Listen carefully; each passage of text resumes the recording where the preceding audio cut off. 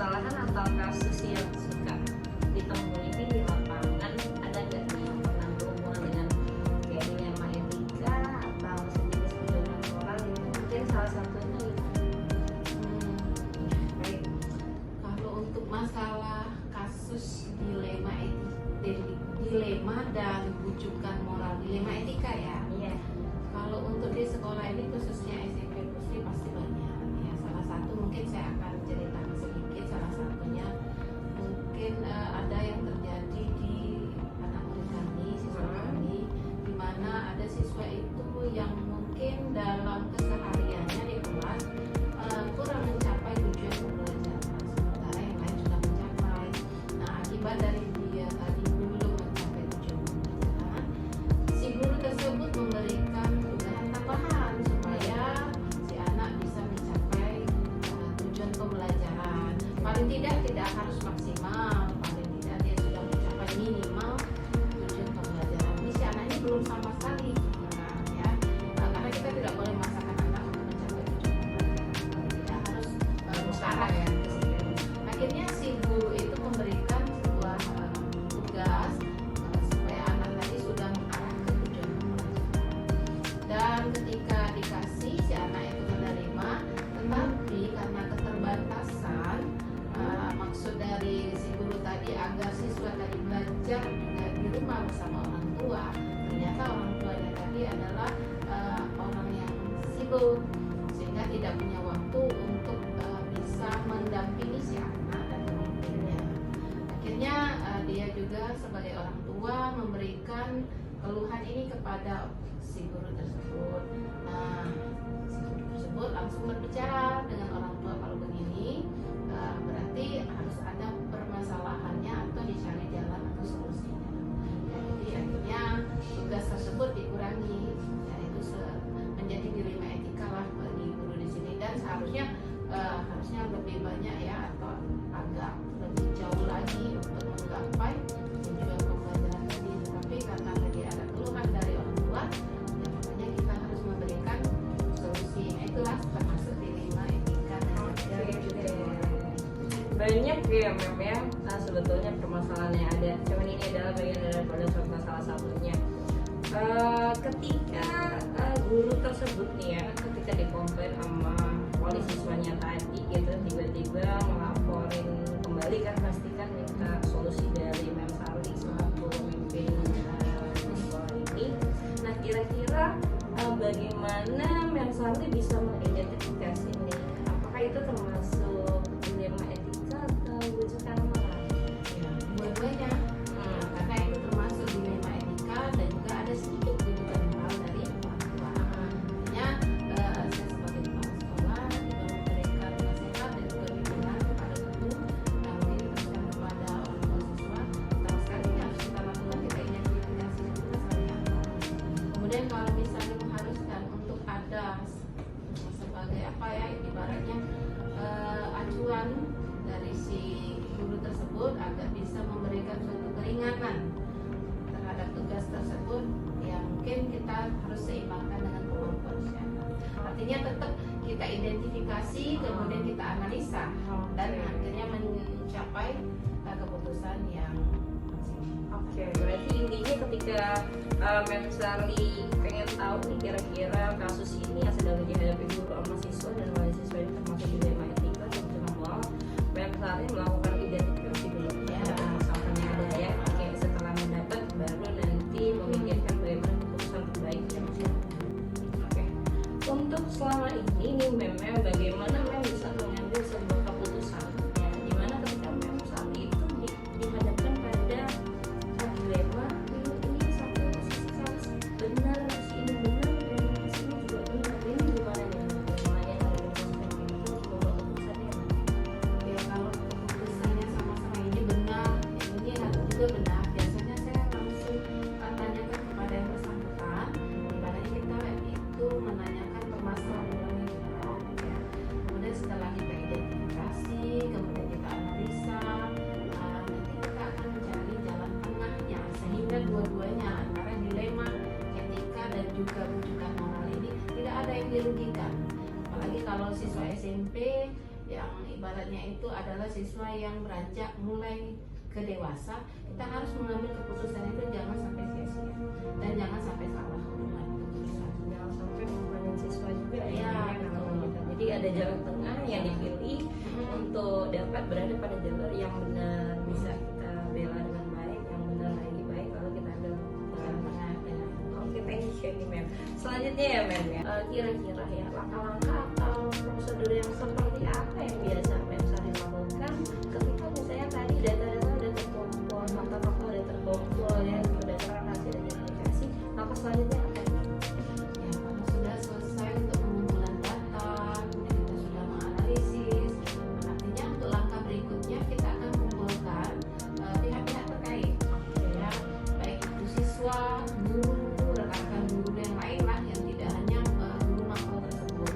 Kemudian nanti kita akan musyawarahkan untuk pengambilan keputusan tersebut sehingga pihak yang dirugikan tidak ada, sehingga menghasilkan keputusan yang benar. Oke, artinya dimatangkan dulu data-data dan fakta yang terkumpul, lalu nanti ngajak musyawarah pihak-pihak yang terkait supaya keputusan diambil emang benar-benar fix, tidak mengorbankan siapapun. Gitu ya Mem? Betul. Oke, selanjutnya nih ya, menurut Mem Sari sebagai pimpinan sekolah setelah tadi melakukan kegiatan musyawarah, salah satu prosedur atau langkah yang diambil sebelum memutuskan sesuatu, menurut Mem Sari langkah apa yang paling efektif ya yang Mem Sari anggap ketika Mem Sari itu mendapatkan sebuah keputusan gitu ya, untuk dicetuskan?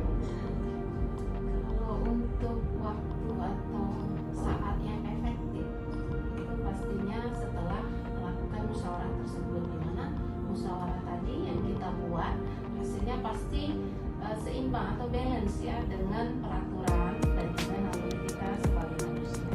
Nah, sehingga ketika keputusan itu telah terbit, maka itulah yang akan dijalankan sehingga pihak yang terkait juga akan merasa puas dan senang dengan aturan dan juga keputusan yang kita buat. Oke, luar biasa sekali Mem. Oke, untuk selanjutnya nih Mem ya, kalau tadi kita udah bicara kira-kira langkah apa yang efektif dalam keputusan itu, selanjutnya kira-kira itu pasti dalam pengambilan keputusan ada tantangan. Oke, nah kira-kira kalau Mem Sari sendiri selaku pemimpin di sekolah ini biasanya dalam mengambil keputusan, tantangan apa sih yang kita ditemuin, kendala-kendalanya ketika lagi mau memutuskan sesuatu? Ya, kalau untuk tantangan yang dihadapi dalam kasus Nirina ini pastinya ada. Itu yang pertama itu adalah nilai yang harus kita pilih karena nilai dua-duanya sama benar, itu pasti tantangan. Yang kedua itu adalah adanya pihak ketiga ya yang mendominasi terhadap keputusan yang kita buat. Siap. Artinya dia kayak memberi pengaruh peranan gitu, Ya. kedudukannya gitu ya Mem ya, yang kayaknya membuat kita tuh semakin dilema untuk memutuskan sesuatu. Betul. Oke, sejauh ini itu ya Mem ya yang menjadi tantangan terbesarnya ketika Ya, mengambil keputusan. betul. Oke, terima kasih Mem. Selanjutnya, oke, Mem Sari, di dalam pertanyaan selanjutnya nih, kita pengen tahu nih di dalam pengambilan keputusan apakah Mem Sari punya tata kelola waktu sendiri nih di dalam mengemas keputusan, kayaknya ada schedule atau jadwal tertentu yang diharuskan ketika mau mengambil sebuah keputusan ini Mem? Tidak sih, kalau untuk jadwal untuk memutuskan sesuatu, kalau seandainya itu harus diputuskan pada saat itu mungkin harus kita lakukan keputusan. Tapi kalau seandainya harus untuk dipertimbangkan, mungkin akan saya bicarakan dengan pihak-pihak yang akan berperan dalam keputusan ini. Biasanya adalah teman-teman yang membantu, baik itu dari wakil ataupun dari guru tersebut, agar keputusan ini benar-benar menjadi keputusan yang bisa membuat semua orang puas dan juga tidak ada yang salah. Ya, artinya supaya keputusan ini benar-benar di posisi yang benar dan Sari sebetulnya bisa memutuskan pada saat itu, nggak perlu tergantung dalam kecuali kalau ada sesuatu hal yang membuat ini harus dikoordinasikan lebih nih gitu, berarti harus dijadwalkan atau ditenggang dulu ya. Betul. Oke, Mem, kita berada pada pertanyaan terakhir ini dari seluruh apa yang udah Mem Sari paparkan tadi.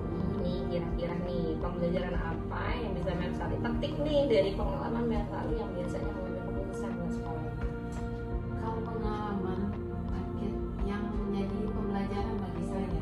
pada dilema etika ini? Ya, khususnya dilema etika ini pastinya adalah fokus terhadap masalah yang sudah kita hadapi dengan keputusan yang sudah kita berikan, sehingga nanti ke depannya jika ini terjadi lagi, ini akan memberikan pembelajaran yang sangat bagi saya sebenarnya, sehingga kepentingan antara sekolah, siswa, guru dan juga pihak-pihak terkait. Kalau kita menjudge satu kepentingan yang paling diutamakan sekali di dalam edukasi, kira-kira siapa? Pastinya siswa ya, Oh, gitu. siswa dan juga para orang tua. Nah itu jadi untuk pembelajaran kita sebagai guru nantinya memang harus kita pertimbangkan baik itu pihak-pihak terkait maupun sekolah sendiri. Yang jelas kepentingan siswa itu yang lebih diutamakan. Oke, gitu. Terima kasih banyak atas waktu dan kesempatannya kami Charli. Semoga sukses selalu dalam karirnya, nih semangat terus membawa peranan sebagai pemimpin dan harus berhati-hati di dalam menghadapi insya Allah. Oke, thank you.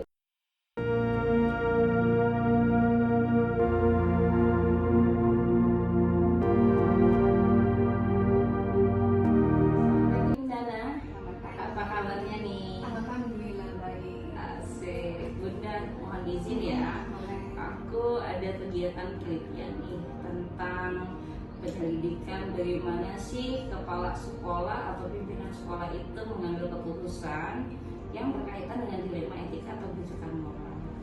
Nah, kira-kira nih Bunda Ana sejauh ini di TK berarti sering ya ketemu kasus-kasus gitu ya. Oke, kira-kira kasus apa nih Bun yang lagi Bunda hadapin di masanya sekarang ini? Ya kalau di tahun pelajaran ini sih 2024-2025 ini sepertinya ini memang yang lagi masuk generasi memang yang ngomongnya itu yang kritis, lebih banyak apa ya kayak itu lebih untuk mementingkan diri tapi nggak melihat situasinya lagi. Nah seperti sekarang ini kami melihat dapat anak yang super aktif ya, mungkin itu bukan digolongkan anak yang nakal karena memang anak-anak itu aktif itu nggak selalu nakal karena memang ada kita nggak bisa mengatakan anak itu nakal ya. Nah itu memang ada satu anak yang memang meresahkan, ini meresahkan di kelas itu karena sudah ada berapa orang wali siswa itu yang menghadap ke saya.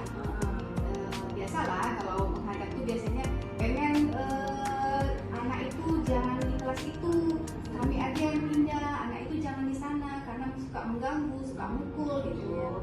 Itu kan kita nggak segampang itu mau pindah-pindah kan, karena kita walaupun TK tapi kita ada aturan. Tidak seperti itu, kita ada prosedur, ada administrasi gitu. Administrasinya sesuai sekarang apalagi udah kodik ya, satu kelas itu sudah tergabung itu masuk ini, masuk di kelas B ini, tapi nggak bisa kita menuruti keinginan dari Sudah terdata ya, betul sekali. Oke. Nah, sejauh ini nih Bunda Ana menghadapi dilema-dilema kasus yang selalu muncul yang anggaplah yang terupdate seperti yang Bunda Ana ceritain tadi itu, kira-kira gimana ya Bunda Ana bisa mengidentifikasi bahwa kasus yang sedang Bunda hadapi ini termasuk dilema etika atau pijakan moral? Ya saya rasa sih kalau menurut saya ya termasuk juga ya dilema etika juga bisa, itu juga moral juga bisa karena semuanya itu sepertinya tuh jadi satu ya. Nah ini menurut saya di TK ya, karena di sisi lain saya tidak mau apa istilahnya guru saya sudah begini loh, sudah di kelas itu sudah bagus gini, anak ini gini kan, kita nggak bisa menyalahkan guru, menyalahkan orang tua dan menyalahkan anak itu.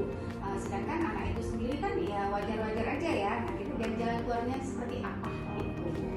Berarti tanpa terlihat sepertinya di sisi ini benar, nggak bisa disalahin, di sisi ini juga benar dong, kayak rasa nyaman ya. Tapi di sisi lain kebetulan memang ada anak seperti ini, jadi begitu cara Bunda mengidentifikasinya ya, udah kelihatan oke ini benar sama benar.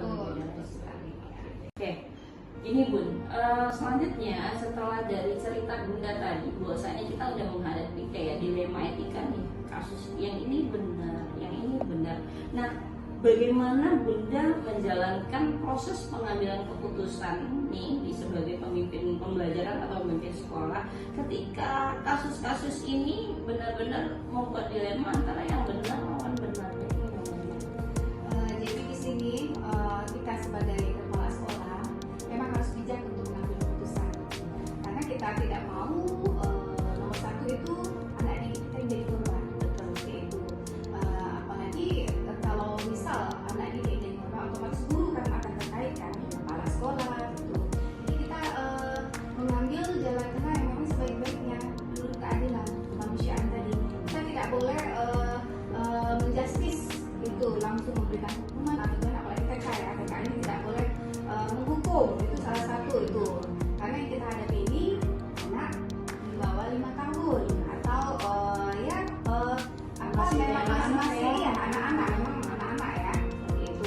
Jadi di sisi lain juga orang tua juga kan memang ikut andil di dalam kalau di TK ini tidak boleh meninggalkan orang tua, karena antara orang tua, guru dan anak itu saling berkaitan. Iya, kolaborasi. Jadi kita mengambil keputusan itu supaya jangan sampai anak itu menjadi korban. Berarti nilai anak nilai yang penting itu Iya, sebenarnya yang harus betul. dikembangkan Iya, ya. betul.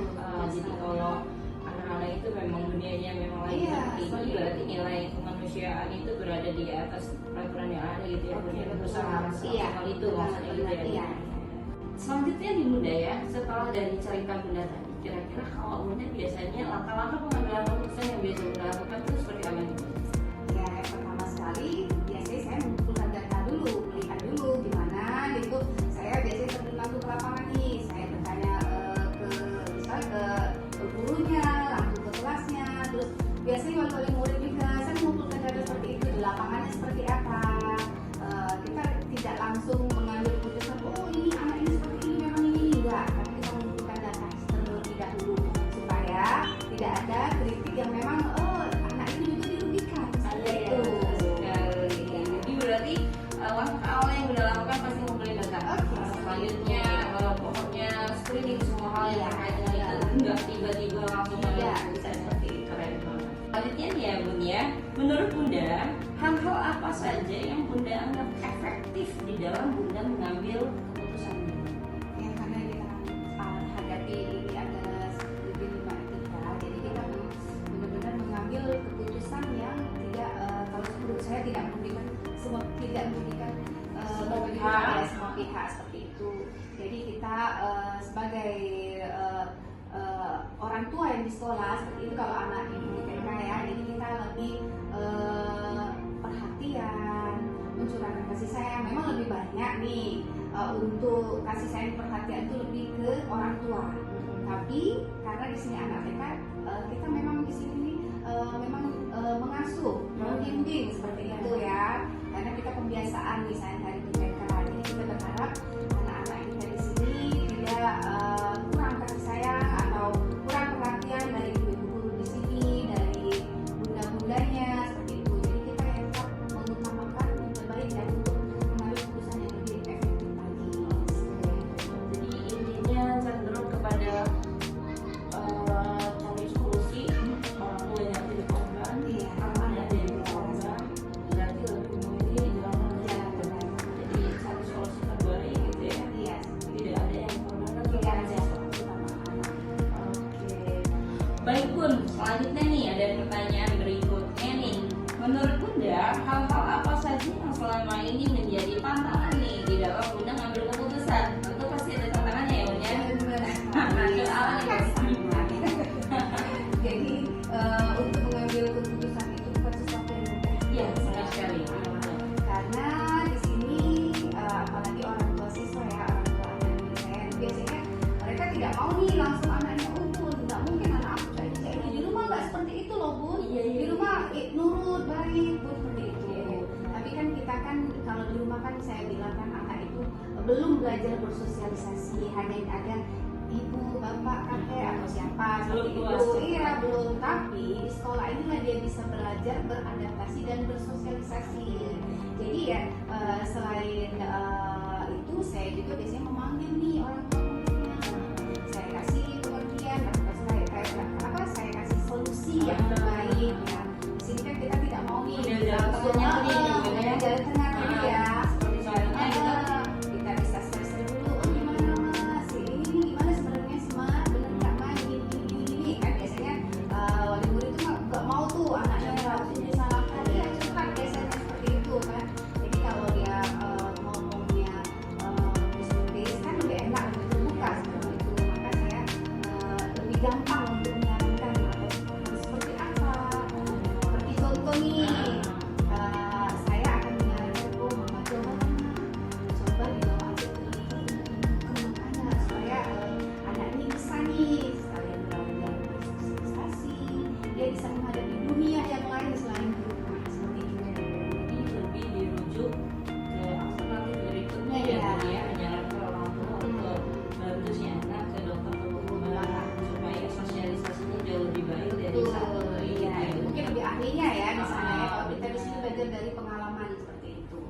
artinya ada tindakan yang dilakukan, Betul. tapi tidak merugikan si anak, tidak juga merugikan orang tua. Iya. Keren sekali ya. Pertanyaan kita agak udah berujung ujung nih Bun ya. Ada lagi pertanyaannya nih Bun.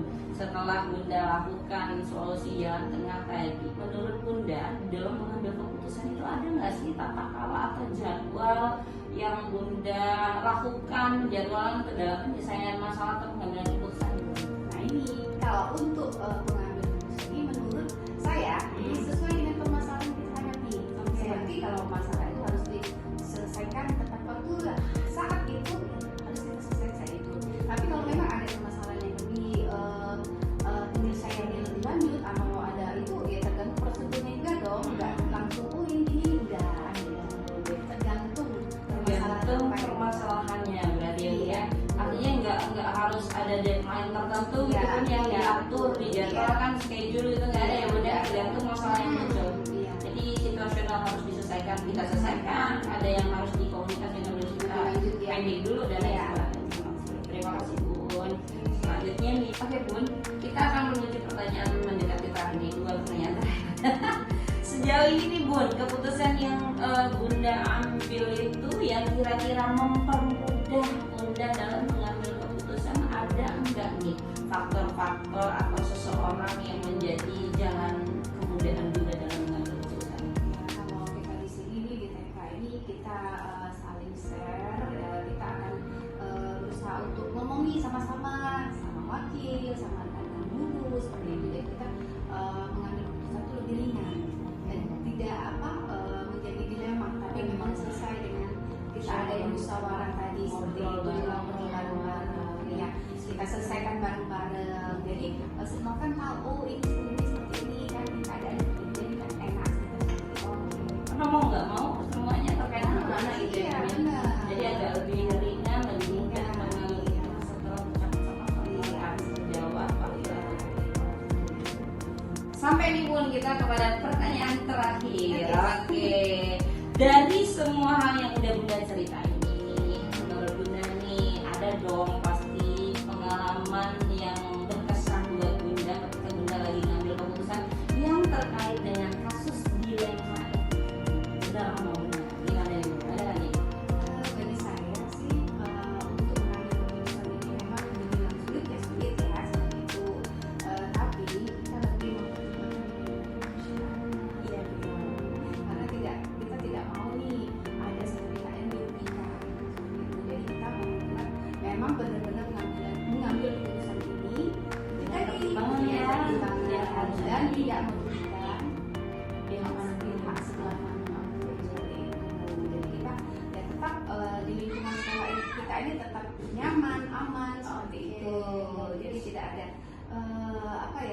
jadi kita lebih mementingkan untuk kepentingan murid-murid kita atau anak didik kita di sekolah. Kalau mati orang tua juga senang. Iya, seperti itu. Iya.